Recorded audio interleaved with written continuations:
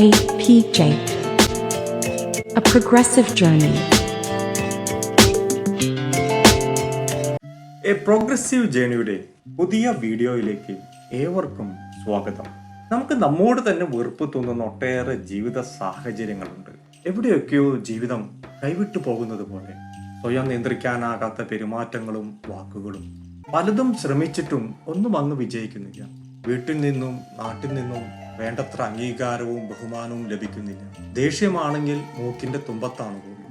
വൈകാരിക നിയന്ത്രണം പലപ്പോഴും സാധ്യമാകുന്നില്ല. ഇങ്ങനെയുള്ള ഒട്ടേറെ നിമിഷങ്ങളിലൂടെ ജീവിത സാഹചര്യങ്ങളിലൂടെയൊക്കെയാണ് നാം കടന്നു പോകുന്നത്. പലർക്കും ഐക്യുവിനെ പറ്റി അറിയാം. ഇന്റലിജൻസ് കോഷ്യന്റ്, മനുഷ്യ ബുദ്ധിയുടെ ഒരു അളവുകോലാണ് ബുദ്ധിലബ്ധി. ഒരു വ്യക്തിയുടെ മാനസിക വയസ്സും യഥാർത്ഥ വയസ്സും തമ്മിലുള്ള അനുപാതമാണ് ഇത് കാണിക്കുന്നത്. ഒരു പ്രായപരിധിയിലുള്ളവരുടെ ബുദ്ധിശക്തിയുടെ അളവെടുക്കുമ്പോൾ കിട്ടുന്ന ശരാശരി സ്കോർ 100 ആയിരിക്കും. 100നും താഴേക്കുള്ള സ്കോർ ബുദ്ധിയുടെ കുറഞ്ഞ അളവിനെയും 100ന് മുകളിലേക്കുള്ള സ്കോർ ബുദ്ധിയുടെ ഉയർന്ന അളവിനെയുമാണ് കാണിച്ചു തരുന്നത്. 70% പേരുടെയും ഐക്യു ലെവൽ എന്നത് 85നും 115നും ഇടയിലാണ് വരുന്നത്. എന്നാൽ ആധുനിക കാലഘട്ടത്തിൽ നമ്മുടെ ഐക്യുവിനോടൊപ്പം ചിലപ്പോൾ അതിലും കൂടുതൽ വിലയിരുത്തപ്പെടുന്നത് നമ്മുടെ ഇക്യു ലെവലാണ്, നമ്മുടെ ഇമോഷണൽ കോഷ്യന്റ്. അതായത് നമ്മുടെ വൈകാരിക ബുദ്ധിയുടെ നിലവാരം. വ്യത്യസ്തങ്ങളായ വികാര വിക്ഷോഭങ്ങളിലൂടെയാണ് നാം ഒക്കെ നിത്യേന കടന്നു പോകുന്നത്. ഈ വികാരങ്ങളെ നിർണ്ണയിക്കാനും വിലയിരുത്താനും അംഗീകരിക്കാനും കൈകാര്യം ചെയ്യാനുമുള്ള കഴിവാണ് ഇക്യു എന്നത്. വൈകാരികപരമായ സന്തുലിതാവസ്ഥ കൈവരിക്കാനും പിന്തുടരാനും സാധിച്ചാൽ മാത്രമേ കുടുംബജീവിതത്തിലും സാമൂഹിക ജീവിതത്തിലും നമുക്ക് വിജയിക്കാനാകൂ. നമ്മുടെ വൈകാരിക ബുദ്ധി നിർബന്ധമായും പ്രകടമാക്കേണ്ട മേഖലയാണ് തൊഴിൽ മേഖല. വൈകാരിക ബുദ്ധിയുടെ ഒരു പ്രത്യേകത അത് തന്റെ തന്നെ വികാരങ്ങളെ തിരിച്ചറിയുകയും അംഗീകരിക്കുകയും ചെയ്യുന്നു എന്നതിന് പുറമെ അത് മറ്റുള്ളവരുടെ വികാരങ്ങളെ കൂടി തിരിച്ചറിയുകയും അംഗീകരിക്കുകയും ചെയ്യുന്നുവെന്നതാണ്.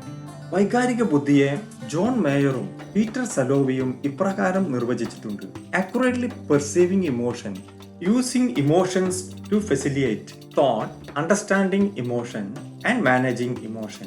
വികാരങ്ങളെ യഥാവണ്ണം സ്വീകരിക്കുകയും ചിന്തകളെ ഉദ്ദീപിപ്പിക്കാൻ അവയെ ഉപയുക്തമാക്കുകയും വികാരങ്ങളെ വേർതിരിച്ചറിയുകയും അവയെ കൈകാര്യം ചെയ്യുന്നതുമെല്ലാം വൈകാരിക ബുദ്ധിയാണ്.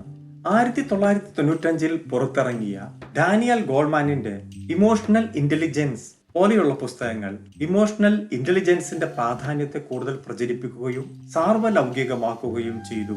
ഹൊവാർഡ് ഗാർഡനറുടെ frames of mind, the theory of multiple intelligences തുടങ്ങിയ പുസ്തകങ്ങൾ ഈ വിഷയത്തിലുള്ള ആഴത്തിലുള്ള പഠനങ്ങളും വിശദീകരണങ്ങളുമാണ്.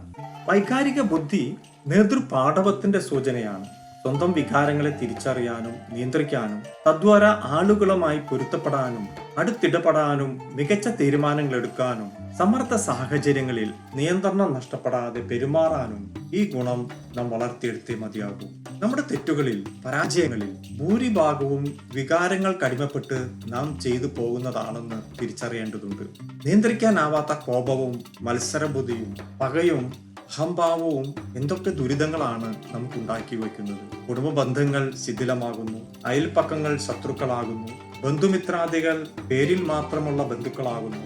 സംരക്ഷിക്കേണ്ട സമൂഹം പലപ്പോഴും കാഴ്ചക്കാരുടെ റോളിലേക്ക് ചുരുങ്ങും. ഇങ്ങനെ എല്ലാം കൊണ്ടും ഒറ്റപ്പെട്ട് ഏകാന്തതയുടെ, പരാജയങ്ങളുടെ, നിരാശയുടെ ഗർത്തങ്ങളിലേക്ക് എറിയപ്പെടുന്ന എത്രയോ ജീവിതങ്ങൾ നമുക്ക് ചുറ്റുമുണ്ട്.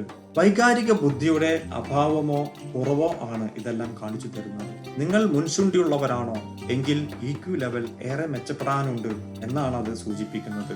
ഇക്യു ലെവൽ മെച്ചപ്പെടുത്താൻ ഡാനിയൽ ഗോൾമാൻ നിർദ്ദേശിക്കുന്ന ചില ഘടകങ്ങൾ ഇവയൊക്കെയാണ്: സെൽഫ് അവയർനെസ്, സ്വയം ബോധ്യം, തന്റെ തന്നെ വികാരങ്ങളെ, കഴിവുകളെ, ബലഹീനതകളെ, ഇച്ഛാശക്തികളെ, മൂല്യങ്ങളെ, ലക്ഷ്യങ്ങളെ തിരിച്ചറിയൽ. ഇതെല്ലാം മറ്റുള്ളവരെ എങ്ങനെ സ്വാധീനിക്കുന്നുവെന്ന് വിലയിരുത്തൽ. രണ്ടാമത്തേത് സെൽഫ് റെഗുലേഷൻ, സ്വനിയന്ത്രണം. മൂന്നാമത്തെ ഘടകം സോഷ്യൽ സ്കിൽ, സാമൂഹിക ബന്ധങ്ങൾ മെച്ചപ്പെടുത്തൽ, മറ്റുള്ളവരുമായി ഇടപഴകി ജീവിക്കാനുള്ള സിദ്ധികൾ വളർത്തൽ. നാലാമത്തേത് എമ്പതി, അനുകമ്പയും ആർദ്രതയും. തീരുമാനങ്ങൾ എടുക്കുമ്പോൾ ഇത് മറ്റുള്ളവരെ എങ്ങനെയാണ് ബാധിക്കുക എന്ന് ചിന്തിക്കുകയും അനുകമ്പയോടും ആർദ്രതയോടും കൂടി പ്രവർത്തിക്കുകയും ചെയ്യുക. അഞ്ചാമത്തേത് മോട്ടിവേഷൻ. മറ്റുള്ളവരെ പരമാവധി പ്രചോദിപ്പിക്കുകയും പ്രചോദനത്തിന് കാരണമാകുന്ന ഘടകങ്ങളെ കണ്ടെത്തുകയും ചെയ്യുക. ഒന്ന് ഓർക്കുക, പലപ്പോഴും നാം ജീവിതത്തിൽ ഒറ്റപ്പെടുന്നുണ്ടെങ്കിൽ അതിന് മിക്കവാറും കാരണം നാം തന്നെയാണ്. നമ്മുടെ ചിന്തകൾ, തീരുമാനങ്ങൾ, പ്രതികരണങ്ങൾ, സ്വാർത്ഥത, അഹംഭാവം, മത്സരബുദ്ധി, കാര്യങ്ങൾ ശരിയായി മനസ്സിലാക്കാതിരിക്കൽ, ആശയവിനിമയങ്ങളുടെ അപര്യാപ്തത, വിട്ടുവീഴ്ച ചെയ്യാനും മറക്കാനും പൊറുക്കാനുമുള്ള വിമുഖത. ആ പട്ടിക അങ്ങനെ നീണ്ടുപോകുന്നു. ചിലതെല്ലാം കണ്ടില്ലെന്ന് നടിക്കാനും കാര്യങ്ങളെ പോസിറ്റീവായി കാണാനും നമ്മുടെ മനസ്സുകളെ പരിശീലിപ്പിക്കേണ്ടതുണ്ട്. അത് നിരന്തരമായ ഒരു പ്രക്രിയയാകണം. ബന്ധങ്ങൾ സൃഷ്ടിക്കാനും നിലനിർത്താനും എളുപ്പവഴികളൊന്നുമില്ല. ഒരു മൺതരിയിൽ ഒരു പ്രപഞ്ചത്തെ കാണുക, ഒരു പൂവിൽ ഒരു സ്വർഗത്തെയും എന്ന കവിവാക്യം പോലെ വിശാലമായ മനസ്സോടെ കാര്യങ്ങൾ നോക്കിക്കാണുക. IQ എത്രത്തോളം പ്രാധാന്യമുള്ളതാണോ അത്രയും പ്രധാനമാണ് EQ എന്നുകൂടി നാം തിരിച്ചറിയുക.